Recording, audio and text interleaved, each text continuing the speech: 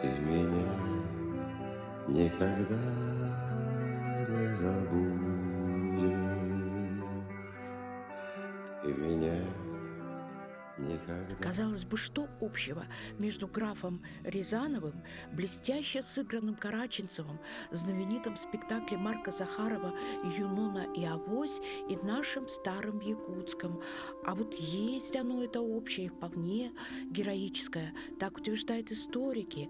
Бывал граф Рязанов, путешественник, предприниматель, глава российско-американской компании и первый посол России в Японии. Бывал у нас в Якутске, и не миновать ему было старого Залога, о котором вновь сейчас заговорили, причем в позитивном плане спасения маленького пятачка нашего седого города, который гораздо старше Санкт-Петербурга. Если так вот виртуально представить себе, что мы где-то, ну, скажем, в конце 19-го, начале 20 века, и очутились мы Залогом, да, один из самых, пожалуй, старых микрорайонов Якутска. С кем бы ты из его прежних обитателей АСН хотел бы встретиться? Встретить, да? Да. Ну, конечно, На я бы старых хотел. улицах. Адама Скрябина, композитора. Да, он жил там. Вот сейчас этот дом сохранился прекрасный, в прекрасном состоянии. И там, я думаю, надо сделать музей Адама Скрябина. И там собиралась якутская интеллигенция города Якутска, да? Вот. И вот это Сахакаскеле, вот такое общество было. Культурно-просветительное, просветительское. Да, культурно-просветительное. Они издавали журнал, там, они поди Сафронов, все они там тусовались, вот в Залоге. Вот.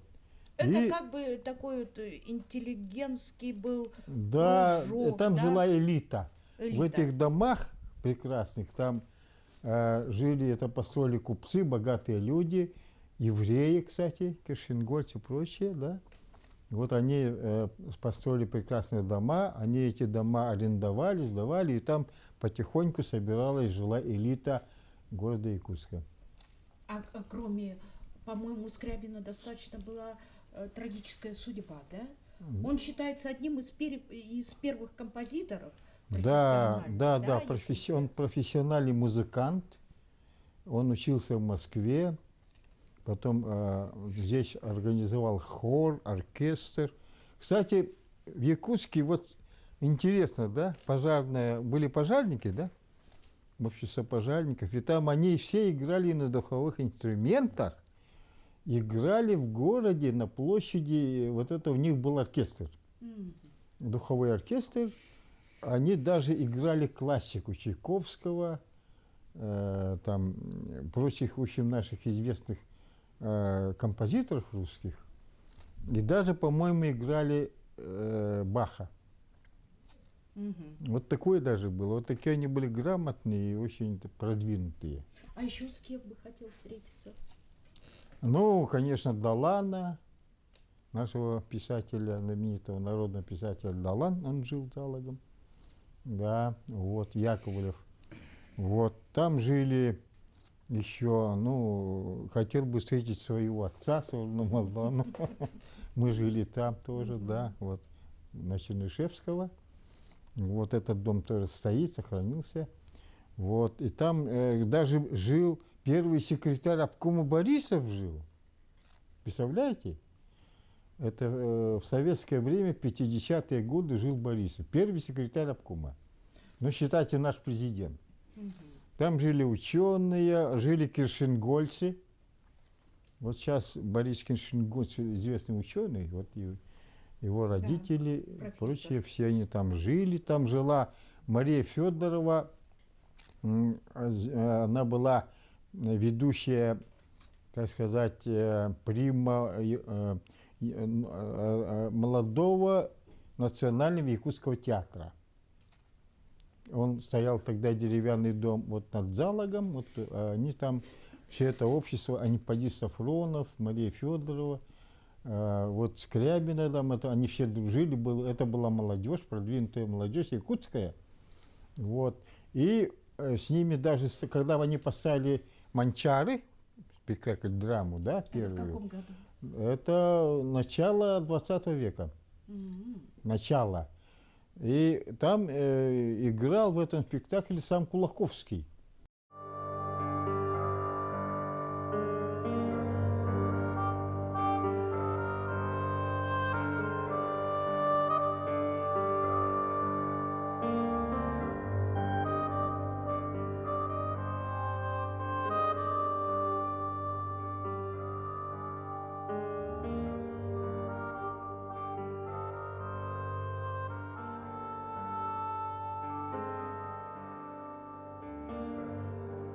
Сейчас поднимали разговор, что там, да, вот действительно боролись за такие-то объекты, там, да, все там. К сожалению, мы их утеряли все, там, ту же воеводскую канцелярию, да, потеряли, ту же аптеку, там, и масса других объектов, которые действительно были прекрасны и украшали город Якутск. Я вот помню, когда был абсолютно еще школьником, смотрел якутское телевидение, и там часто выступал Сурен Амалон. У него были очень такие пронзительные телевизионные передачи о деревянном Якутске. И, кстати, вот фотографии, там были, Айсен, твои фотографии. Шикарные фотографии, да, вот это старые дома, все. И вот это, и, к сожалению, вот эти передачи мы смотрели, и в то же время параллельно шло уничтожение их домов. Да, да, да. Знаете, вот передача проходит, а потом через несколько дней, там, да, неделю, этот дом сгорает, там, да, вот еще сколько Дом таких... сгорело и снесли. Да, дома с мезонином. И все-таки вот те общественники, которые поднимали эти все вот как бы вот крик души, наверное, народный такой, да, они сегодня начинают как-то отклик во власти получать. Да, вот отклик. Все-таки власть начинает задумываться. Действительно, вот я бы хотел сказать, что краеведы, вот, которые защищают объекты культурного наследия, это на самом деле патриоты Родины. Да? Это настоящие патриоты, потому что эти дома, это, я так вижу, это как вещественное доказательство истории. Ну, конечно. Да, свидетели тех времен. Потому что с их потерей, ну, в общем-то, можно снивелировать, как-то Айсен говорит, да, вот, приехали иностранцы или там туристы в Якутск, посмотрели современные дома, и говорят, какой молодой и красивый город. Да, да. Знаете, хотя у Якутска очень такая древняя, глубокая история, от которой, скажем, наверное, даже, ну, зависела и Россия в целом, да, Российская империя. Это был форпост Да, совершенно правильно. Российской империи, государства. И там вот просматривается несколько таких исторических каркасов, я бы даже сказал. Первый, это вот когда Якутск наконец-то пришел на свою точку, на сегодняшнюю, да, построили уже не острожок, уже стал крепость, Кремль там возник, да, посада. В конце 17 века, да, вот воевода Бибиков издал указ, что служилые люди, боярские дети, они должны жить залогом. И вот как раз мы подходим к нашему Заложному району, где как раз было определено, кто там должен был жить. Да, это вот. И, конечно, с казаками у нас связана история какая? Это освоение всего Дальнего Востока, Северо-Востока и Русской Америки. Вот когда казаки осваивали эти огромные территории. Да? А вот с возникновением уже государева тракта, да, государственного тракта, появились ямщики. Да, вот стали, и в Залоге как раз была Якутская городовая станция, ямщицкая станция. И вот как раз это тоже в Залоге происходило. И, конечно же, в Залоге приезжали... Там шлагбаум был. Да, да, и там таможня стояла. Да, вот.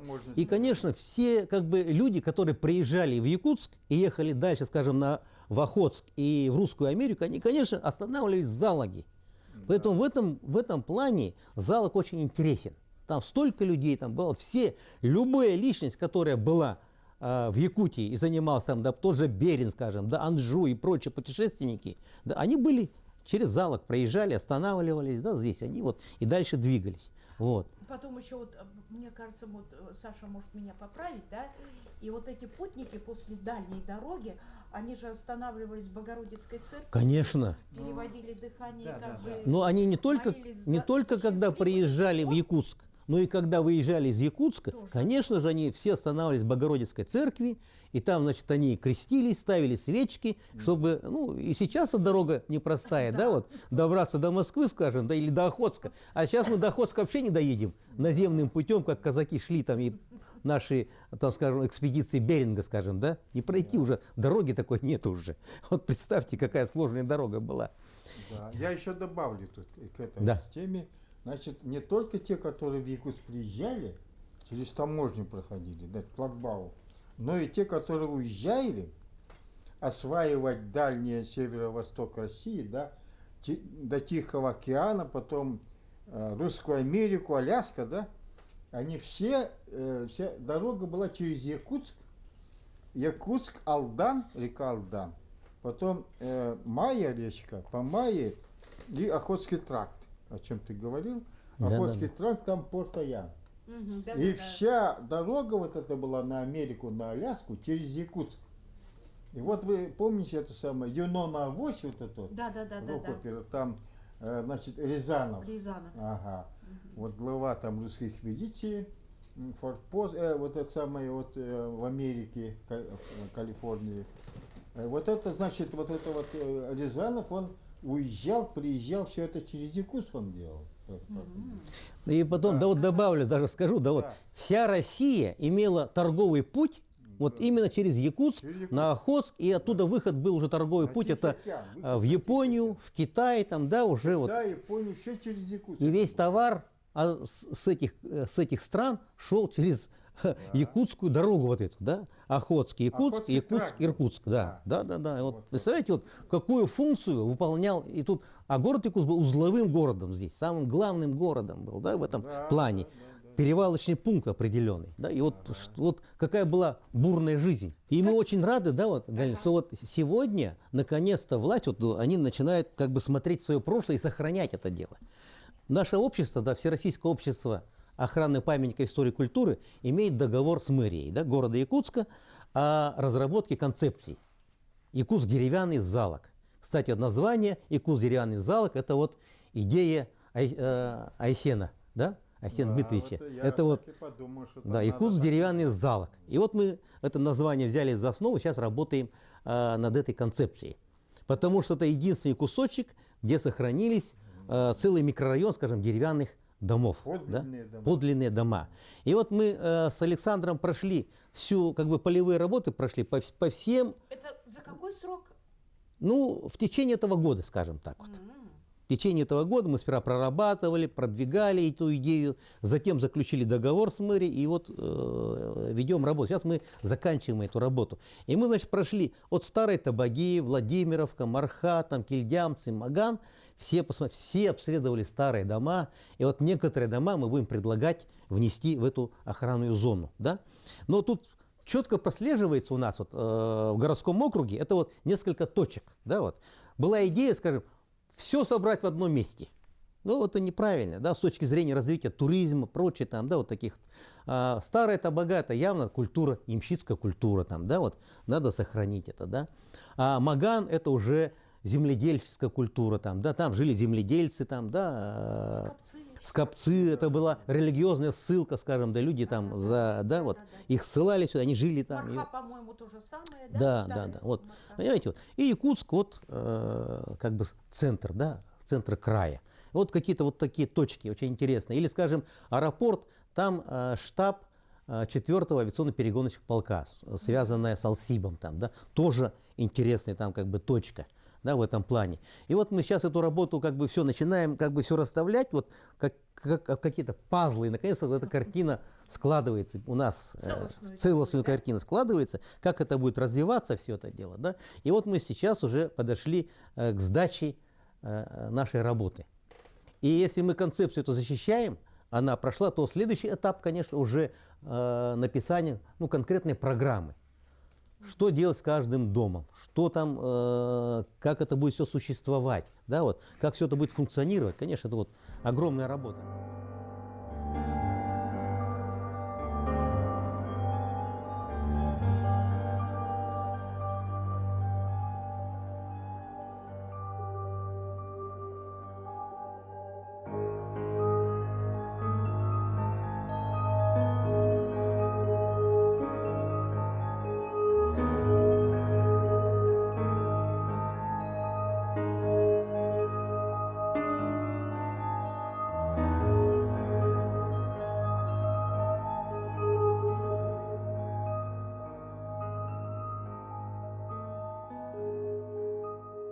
чуть-чуть истории по обследованию этого залога, да?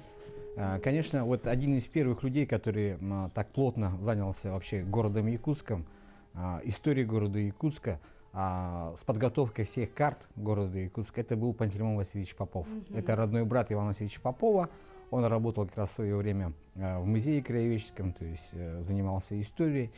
И он подготовил очень хороший атлас именно к 1956 году, атлас города Якутска. То есть он попытался на карте, то есть это практически по каждому кварталу он зарисовал все дома, которые были до 1917 года, то есть как бы старый город Якутск 2017 года. И по большому счету это вот та как бы основная вот как бы наша настольная книга для всех краеведов и для современных краеведов, и в том числе и для тех же 60-х, 70-х, 80-х годах, когда работали. Это как бы наша, можно сказать, Библия, да, потому что в этом атласе он указал не только размеры, да, этих домов, но и те люди, которые там жили, те люди, которые строили эти дома. И даже то, что произошло уже после Великой Октябрьской революции, есть там такие даже детали, как они передавались в горкомхоз, потому что, да, горкомхоз это городское коммунальное хозяйство. Это в каком году? Это вот, ну, получается, с 1922 года, с образованием ЕССР, за территорию залога, вот то, что мы говорим, 55-й квартал начали уже заселять нашу партийную, сказать, элиту, да? В том числе и председатель Верховного Совета, вот такой вот уровень. То есть, потому что это были очень добротные дома, и самое главное, что это было как бы на тот момент это казалось спальным районом в любом случае, там могли наши, сказать, прошлые руководители отдохнуть спокойно, то есть не было той суеты, которая происходила в центре города. Но опять же, как вот Айсен Дайду уже говорил, и уже там начали селиться и наша уже научная и творческая интеллигенция, в том числе и писатели наши якутские, и Дмитрий Иконович Сарон Моллон, и в том числе и Далан.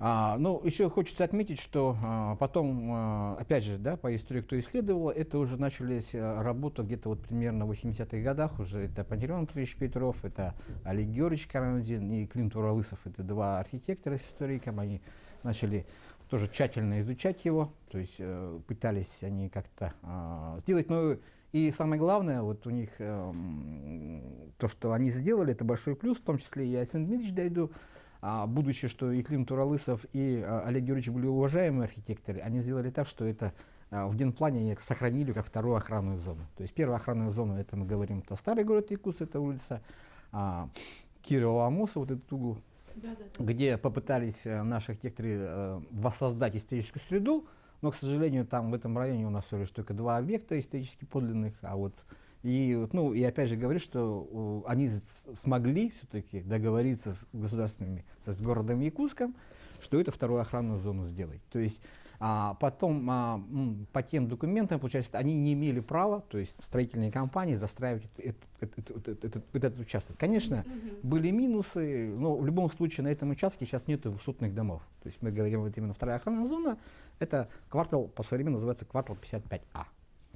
И в том числе на тот момент уже к 2000 годам Олег Георгиевич Карамзин, у него была своя такая проектное бюро, он уже тогда попытался сделать генплан именно по сохранению вот этих подлинно исторических объектов. Да. Но потом уже непосредственно это Володя Попов, то есть выросло новое поколение исследователей, в том числе и я, и мы начали уже где-то вот примерно уже тоже в это же время работать, исследовали мы это все, то есть начали мы тоже так же как бы, сейчас вот мы прошлись по тем следам, которые мы проходили, это от Табаги старой до кильдямцев. А вот, Саша, можно вопрос задать? Вот ты говоришь исследовать, да? Это же не просто сфотографировал, описал и прочее, да? Это же большая, это титаническая же работа, да? Вот так вот описать. Я не знаю, ну, как бы, титаническая, она не титаническая, если есть интерес, то это всегда интересно. Потому что, в принципе, визуально всегда любой как бы, человек, который увлекается древней архитектурой, старинной архитектурой города, скажет, сразу поймет. Дом какого века примерно, да, приблизительно можно. А уже потом, конечно, это работа в архивах, это работа с литературой, с исторической. Там уже можно определить уже действительно какого века этот дом.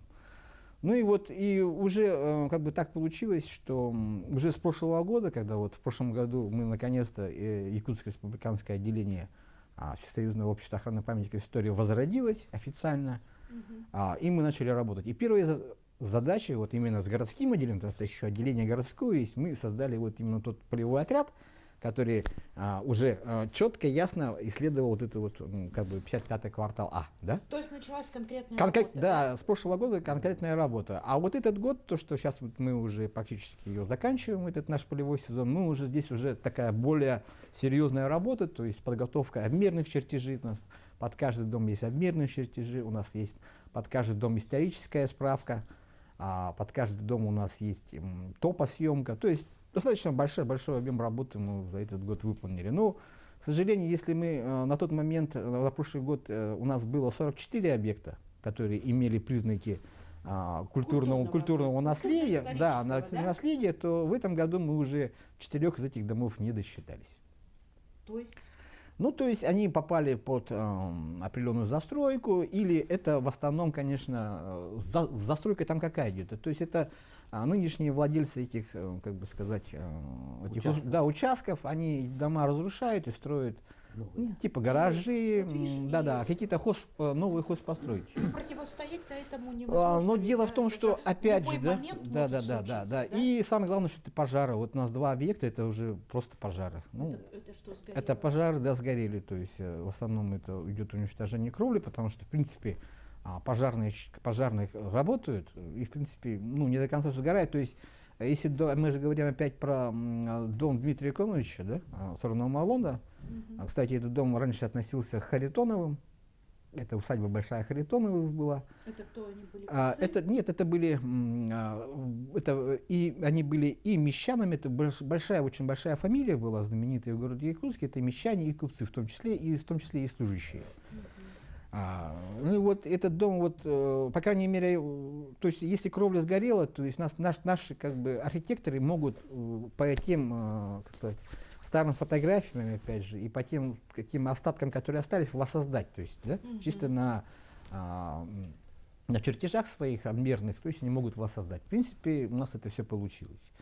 Потом еще то, что у нас, какие у нас там проблемы. Ну, в принципе, то, что в этом году мы работали, да, и самое главное и самое обидное, почему эти объекты и в центре города в том числе, почему они уничтожались, они сносились, потому что практически ни на один объект у нас не было документов, то есть у них не было тех паспортов, которые должны были быть, да. То есть каждый дом на самом деле, который вот мы говорим, то, что они сгорели, уничтожили, их снесли, они не имели официального документа как паспорт исторического объекта. Так, ты говоришь в прошедшем времени. Да, в прошедшем времени, да. Это предполагает, что сейчас... Да, сейчас как бы есть постановление правительства 2005 года, где половина этих домов у нас находится в списке, да, объектов культурного наследия Республики Саха-Якутия. Но, к сожалению, эти пока дома у нас не вошли еще в общий федеральный реестр памятников народов России. Но дело в том, что как раз вот одна из наших задач в этом году, полевая работа была, это как раз, чтобы дополнить вот эти вот документами, в том числе и обмерными чертежами, и уже подавать эти документы на, так сказать, в Министерство культуры Российской Федерации. Я думаю, что предприимчивый граф Рязанов, будучи настоящим патриотом земли российской, вот если бы попал в наше время, знал бы, как распорядиться с этим островком старого города, чтобы в первозданном, но ухоженном виде предстал он перед нами, горожанами, перед гостями города. Но так или иначе, благодаря усилиям истинных патриотов города нашего времени, дело сдвинулось с мертвой точки. И мы будем отслеживать, как будет идти этот сложный поэтапный процесс создания охранной зоны в Старом Залоге.